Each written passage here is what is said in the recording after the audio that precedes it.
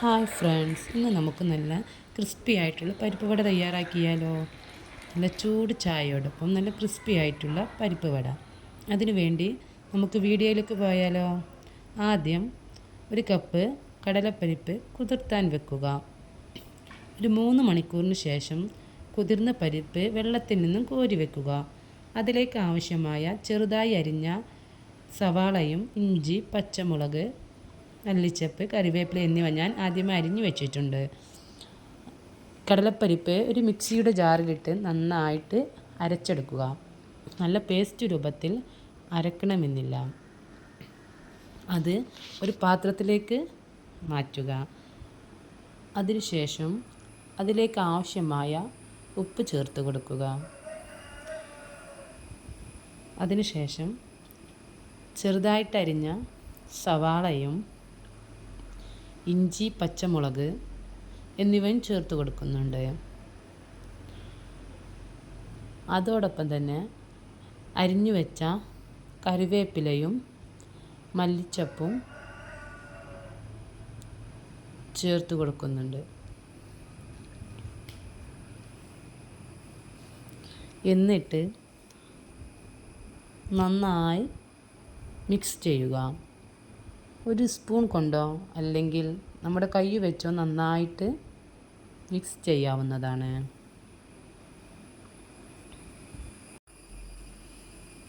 നന്നായിട്ട് മിക്സ് ചെയ്തതിന് ശേഷം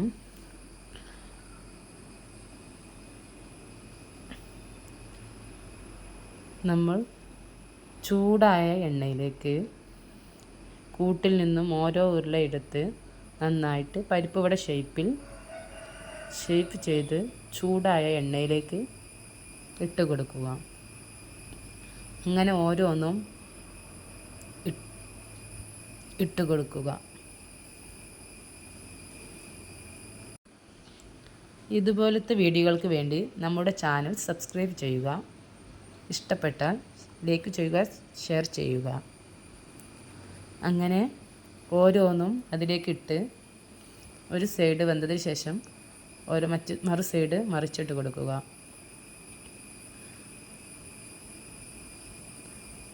ഓവർ തീയിൽ വെച്ച് പുറം ഭാഗം കരിഞ്ഞു പോയി ഉള്ളു വെന്ത് കിട്ടില്ല. അതുകൊണ്ട് മീഡിയം ഫ്ലെയിമിലിട്ട് കണ്ട് വേവിച്ചെടുക്കും. അങ്ങനെ ആദ്യമിട്ട് പരിപ്പ് വട തയ്യാറായിരിക്കുന്നു. അങ്ങനെ ബാക്കിയുള്ള കൂട്ട് വെച്ച് നമ്മൾ അതുപോലെ ഷേപ്പ് ചെയ്ത് പരിപ്പ് വട തയ്യാറാക്കി എണ്ണയിലിട്ട് വറുത്ത് കോരുക.